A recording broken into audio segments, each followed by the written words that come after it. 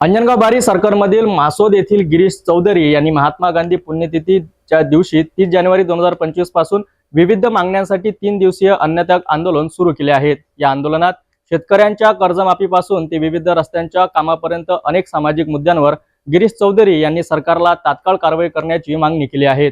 गिरीश चौधरी यांच्या आंदोलनात छत्रपती शिवाजी महाराजांचा पुतळा प्रत्येक गावात बसवण्याची, शेतकऱ्यांना कर्जमाफी देण्याची, तसेच महिलांसाठी आणि वृद्धांसाठी सरकारच्या सामाजिक योजनांमध्ये सुधारणा करण्याची मागणी करण्यात आली आहे। याशिवाय मासोद ते मार्डी, मासोद ते वडगाव माहोरे आणि मासोद ते शिवती सावर्डी या रस्त्यांच्या कामांच्या तात्काळ पूर्णतेची मागणी देखील केली आहे।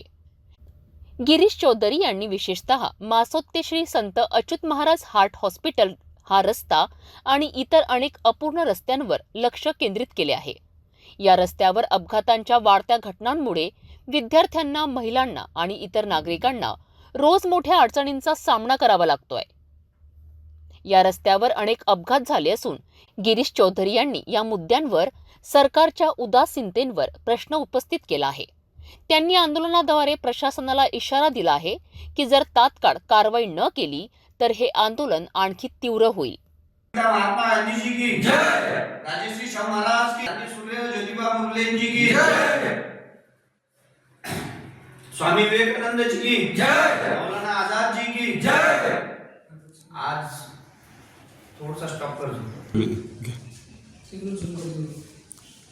आज दिनांक हुतात्मा दिन व तसेच राष्ट्रपिता महात्मा गांधी यांच्या पुण्यतिथीचा दिवस आहे।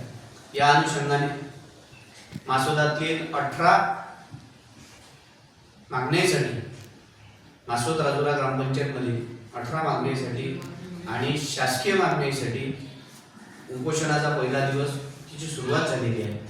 आणि शेतकऱ्यांची माफी असो, राजुऱ्याच्या घरकुलच्या जागेसाठी इथं जी जागा आहे त्याच्यावर केलेल्या अतिक्रमणांच्या विरोधात असो, रस्त्याच्या मांडी आणि या रोडवरचं असो, या सर्व गोष्टींसाठी, या सर्व मागण्यांसाठी शासनाकडे पंतप्रधानपासून तर कृषी मंत्री, पालकमंत्री या सर्वांचे निवेदन आज दिलेले आहे। आजपासून ते उपोषणाला सुरुवात झाली। भारत माता की जय। गिरीश चौधरी यांनी दिलेला इशारा आणि त्या विविध मागण्या आज समाजातील अनेक मुद्द्यांवर प्रकाश टाकतात। या आंदोलनाद्वारे त्यांनी सरकारला आपल्या कार्यक्षमता आणि न्यायाची मागणी केली आहे।